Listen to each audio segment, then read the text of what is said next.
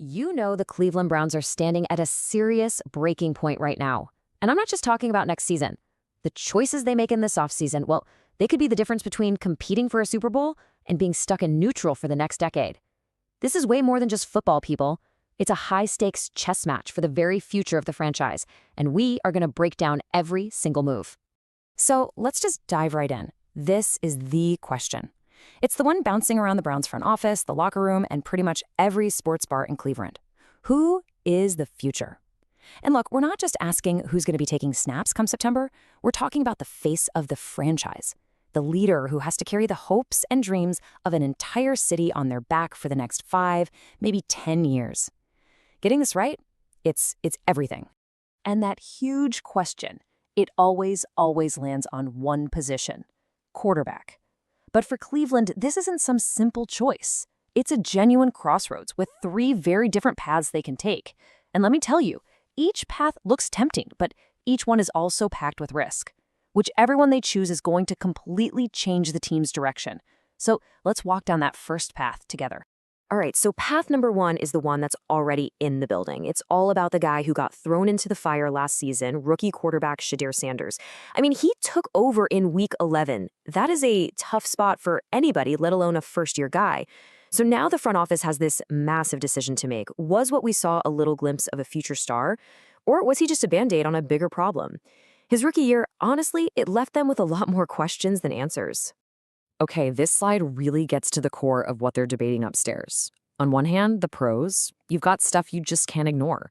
Making the Pro Bowl as a rookie quarterback, that's incredible. Seriously, it's so rare, and it shows you he's got a certain kind of talent and calm under pressure right from the jump. You don't just brush that off. We're also hearing that he's building a really good relationship with the new head coach, Todd Monken. And for a young QB, that coach-player connection is everything. It is the foundation for growth. If they're vibing, his development could take off. But then, you look at the cons list and things get a little fuzzy. Sources are saying that management just isn't 100% sold on him. When you watch the tape, you see he has a habit of holding onto the ball too long, trying to be a hero, and that leads to sacks and drive-killing plays. And those 10 interceptions, were those just aggressive mistakes from a young guy learning the ropes? Or were they bad decisions that point to a bigger issue with how he sees the field? That's the whole dilemma, right? Is he the Pro Bowler you go all in on? Or is he a talented but flawed player who might not get much better? But hold on, before we make a final call on Sanders, you have to look at this number, 30th. The Browns' offense was ranked 30th in the entire league. Just let that sink in for a second. For a rookie quarterback, what does that mean? It means your receivers aren't getting open, it means your offensive line is getting beat, and the pocket is collapsing around you constantly. When the play's dead before you can even set your feet, of course your internal clock is going to be a mess. So how much of him holding the ball too long was really his fault, and how much of it was just nobody was there? It's that classic chicken or the egg thing we always talk about in football. Is the QB struggling because he has no help, or is the offense struggling because the QB can't lift them up? Answering that question is what the front office gets paid the big bucks for. So if the front office decides, you know what, the risk with Sanders is just too high, or maybe they feel like they can't even get a good read on him with the team they have, well, their eyes have to turn outward. And that brings us to our next section where we explore the outside help. This opens up 2 completely different doors, and believe me, both lead to paths with huge potential and huge risks. Okay, so the first door leads us to the glitz, the glamour, and the endless hope of the NFL draft. This is where teams find their saviors, right? The guys they build around for the next 10 years. It's the ultimate shot of adrenaline for a fan base. And the rumor mill, oh, it is already fired up. And there's one name that's starting to get linked with Cleveland more and more. And boom, this quote right here tells you everything. When a guy like Todd McShay, who is one of the most plugged-in draft analysts on the planet, says something like this, you listen. He's not just throwing stuff at the wall, he's hearing real chatter from inside the league. The idea that Alabama's Ty Simpson could be a real target for the Browns, that's bombshell. It would be a massive investment, a hard pivot away from Sanders, and a clear signal that they are swinging for the fences. So who is this guy, Ty Simpson? Well, on paper, he looks like the real deal. Coming from a powerhouse school like Alabama, he put up some eye-popping numbers in 2025. 28 touchdowns to only 5 interceptions, that is an elite ratio. It tells you he protects the football, which is absolutely essential for an NFL quarterback. But, and there's always a but, this is where it gets tricky. The red flags are pretty significant. At 6'1", some scouts think he's a little small for a pocket passer, especially in a physical division like the AFC North. And the biggest worry, the thing that probably keeps GMs up at night, is that he's only had 15 starts. That is a tiny, tiny sample size.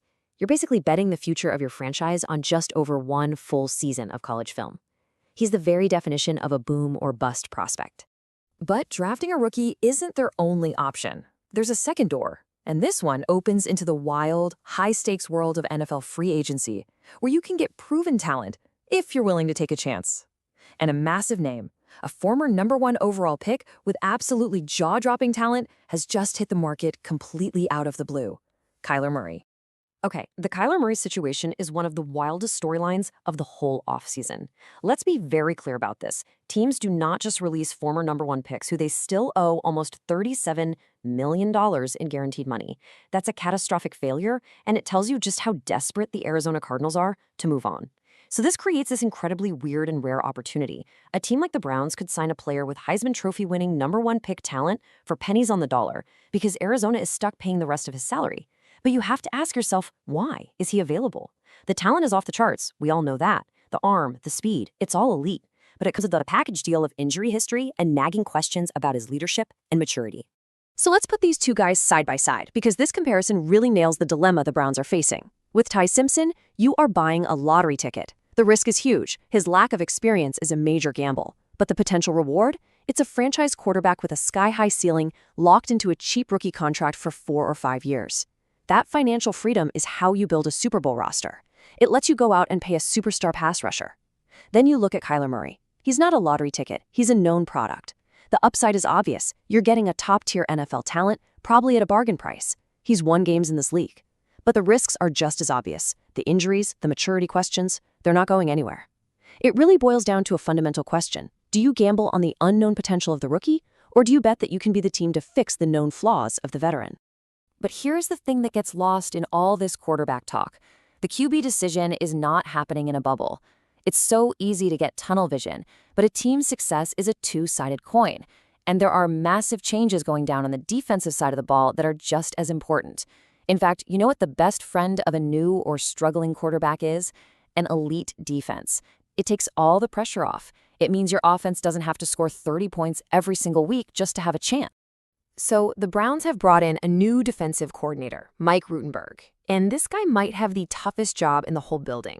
He's replacing Jim Schwartz, who built a flat-out dominant, #1 ranked defense that terrorized other teams all last season. I mean, those aren't just big shoes to fill, they're gigantic. Any step back on defense could sink this team, no matter who is playing quarterback. So Rutenberg's whole approach is absolutely critical. And this quote tells you everything you need to know about his game plan. Style over scheme. That's a huge tell.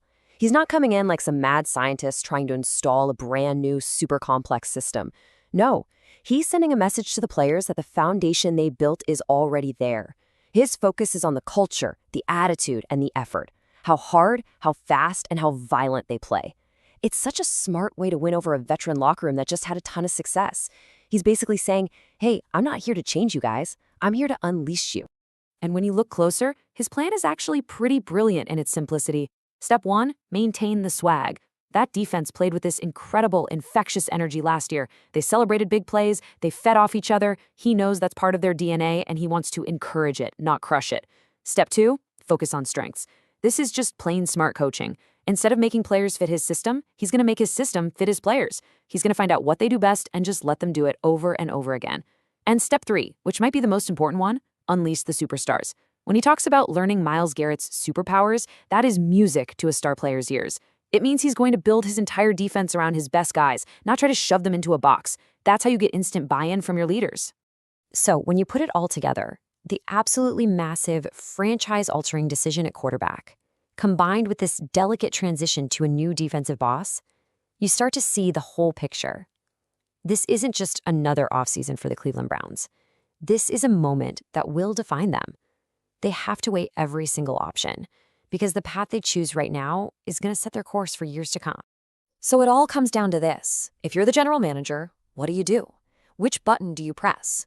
Do you bet on the guy you already have in the building, putting your faith in Shedeur Sanders' development and hoping that Pro Bowl season wasn't a fluke? Do you push all your chips to the middle of the table on draft night, risking it all on the high ceiling but super inexperienced Ty Simpson? Or do you play the free agency game, taking a low-cost shot on the unbelievable but unpredictable talent of Kyler Murray? And hanging over all of it is the defense. Can Rutenberg keep that unit elite? The choice they make at QB will impact every single thing.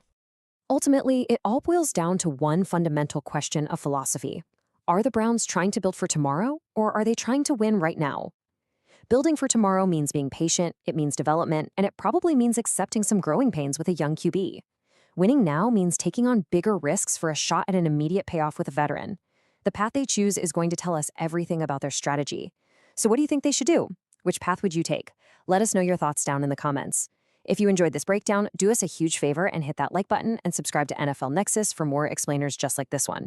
It really does help the channel grow. And hey, before you click away, you can help support the channel by checking out our coloring books. They're perfect for kids, grandkids, even for adults. You can find them using the link in the description or by scanning the QR code you see on your screen right now. Thanks for watching.